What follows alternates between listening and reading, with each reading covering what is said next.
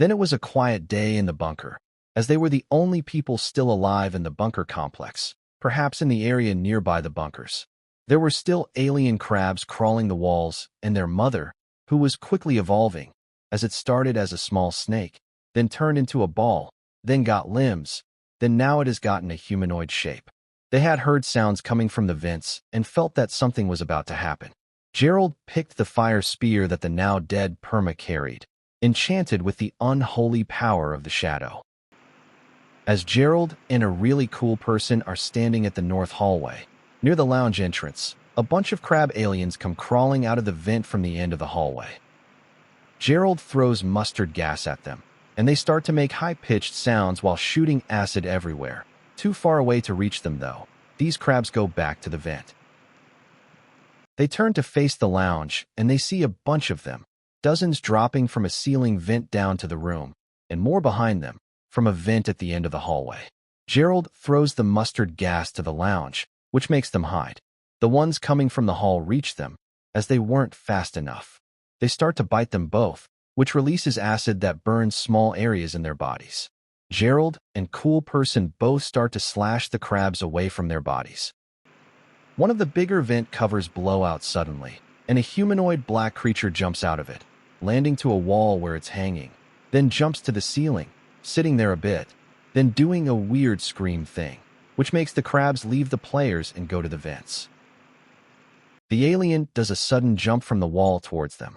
It has long, sharp nails and slashes Gerald in the stomach, which opens a fairly bad wound as he falls over. The creature approached a really cool person and shoots acid from its mouth, hitting a really cool person all over her face, blinding one eye. Gerald then stabs it with the spear. It goes through the alien as it screams with an obnoxiously loud scream.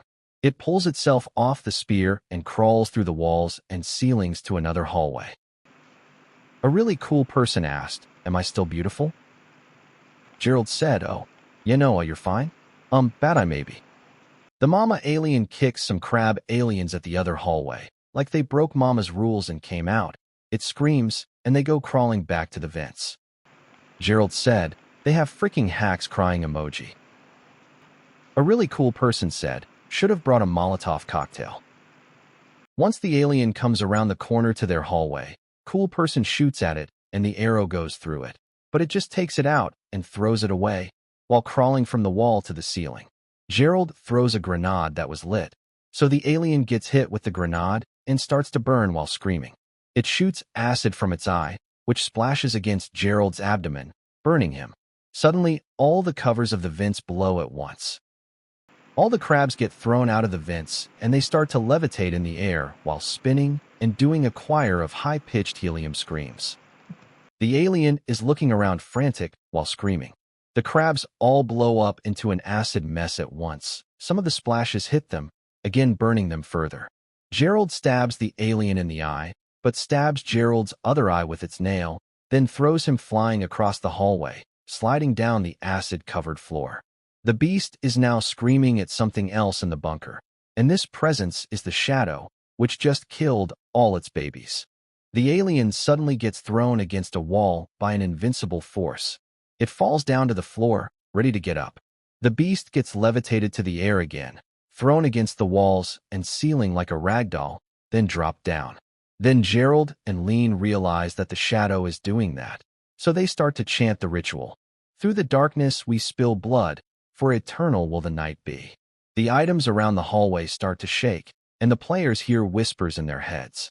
The beast is looking around confused like it's experiencing something. The players and the aliens start to wiggle uncontrollably.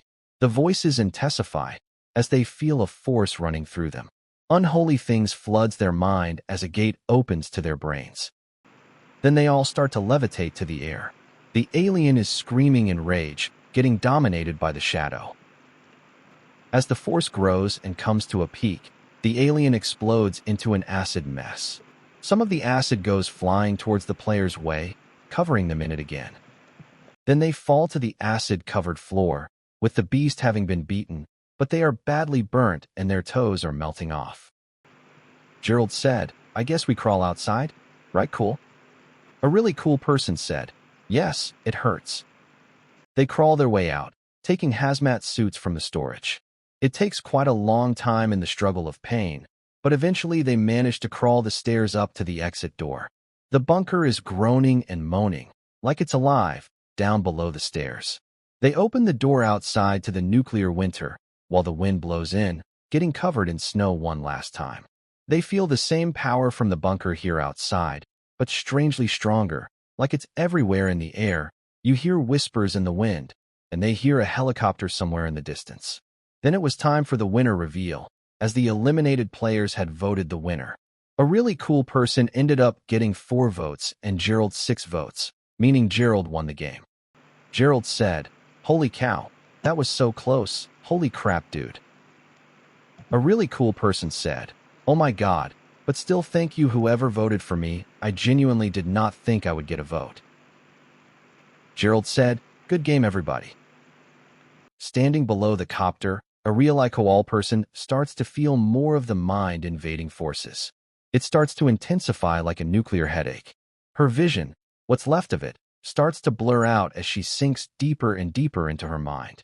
The ground under her starts to shake and soften, the snow melting around her feet, and her feet start to burn and itch as she starts to sink in the ground.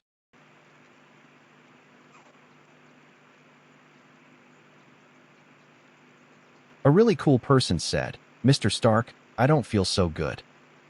Gerald said, "No? Cool." She is now knees deep in the soil below, sinking slowly into the ground.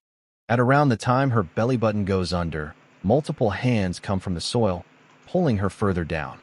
She starts to sink faster as her body starts to melt while it sinks down. Her head is the last bit to go down, as a hand pulls it under and the soil hardens again. A real person has been pulled to hell.